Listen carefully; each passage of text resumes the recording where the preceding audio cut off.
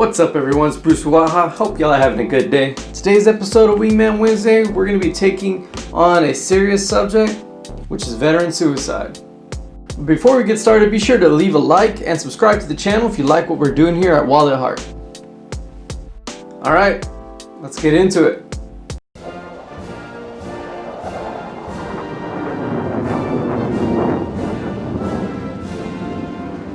Well, since September is Suicide Awareness Month, we decided to talk about a very serious subject matter in the military life. The veteran suicide rate and the impact that has on the community. Now, we usually try to keep it light on this channel, but this is a very serious subject matter that a lot of people in the military have to have a conversation on or may be affected by at any point in time.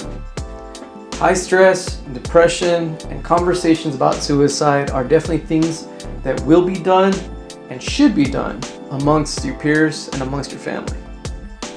So at this point, I'm sure you've seen the veterans, the civilians, the first responders, and celebrities all doing the 22 push-up challenge to bring awareness to veteran suicide. If you're in the military or a spouse of a military member or are part of a military family, I'm sure that you've had the stress, depression, and suicide conversation, and you should have. Conversations about high stress, depression, and suicide are part of the military life experience. The military community is actually very small despite what most people think. So decisions made by one individual can have a large impact on a very broad community. In 2012, the VA reported that approximately 22 veterans commit suicide every day. And if you break it down to between males and females, the data is actually very staggering. Male veterans commit suicide at a rate of 19% higher than civilian men, while female veterans commit suicide at a rate 150 times higher than their civilian female counterparts. Over the course of 7 years during the wars in Iraq and Afghanistan, approximately 5,866 soldiers died. And in 2005 alone, it is reported that 6,256 veterans have committed suicide. And in the military branches, unfortunately, that rate has only gone up since then. Now, the military lifestyle is very high speed and high stress. And it's my opinion that sometimes not all personnel are meant to live that specific type of lifestyle. Having to encounter different life-changing or life-threatening events have a profound impact on the strongest minded individual. Now, this doesn't mean that people in the military are abandoned and left to deal with these things alone. The military actually offers a lot of resources and different systems to help cope with the challenges that the military life brings. However, it's easy to see by the rates alone that what's being offered isn't enough. Now, multiple factors can affect an airman mentally, physically, socially, and spiritually. And an imbalance in any one of those areas can have a profound and devastating impact on that member's life and their family and community. And it falls upon us airmen to look out for one another. If we see if one of our wingmen is struggling with work stresses or family stresses, any part of the military life, that we need to reach out to them and make sure that we create a supportive work and social environment. Daily duties, additional duties, family stresses, work environments are just a few of the variety of things that military members have to encounter on a daily basis, which are at a much higher level than many civilian counterparts. Family stresses, family separations due to TDYs, training, or deployments are all high factors that affect the mentality of an airman every day.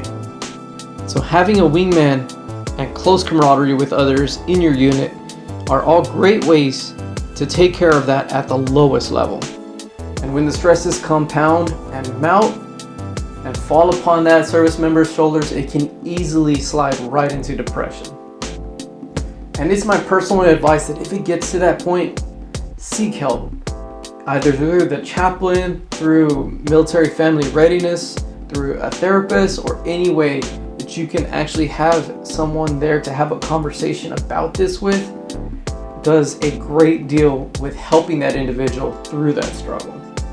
Depression can have a serious impact on the lives of the members, their families, and their fellow wingmen, and it is a challenge we all face at least once in our career.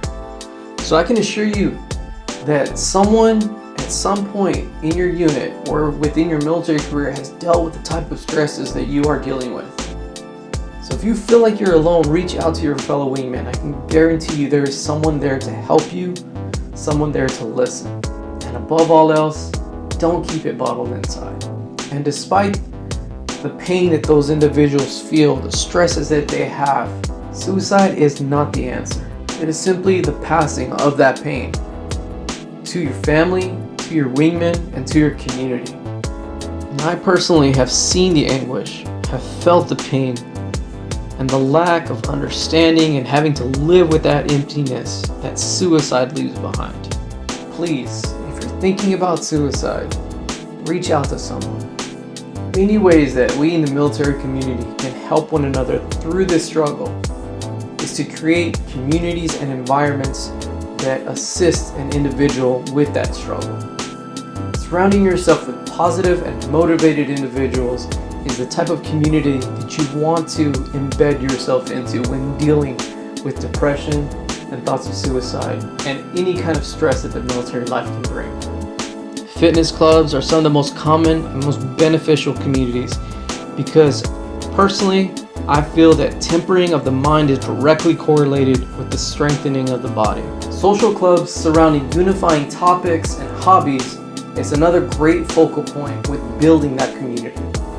And ensuring that these communities are beneficial, help to aid and build up one another is paramount because personal growth is the goal. And often people that overcome stress and depression become beacons for people that are still in the struggle with those negative thoughts. So please, if you've overcome that battle, reach out to individuals that are still in the struggle. Now more than ever, it is clear that we all need each other. And now we're going to reach out to one of my wingmen, who is a subject matter expert in mental health. We're calling this new format the XChange, and you can catch those interviews over at our main channel of Wild at Heart Association. Well guys, that wraps up this episode of Wingman Wednesday. If you have any tips or any ways that you deal with stress in the military, be sure to leave that down in the comments below. I'm Bruce with Waha, asking you, hey, where's your wingman? Y'all take it easy.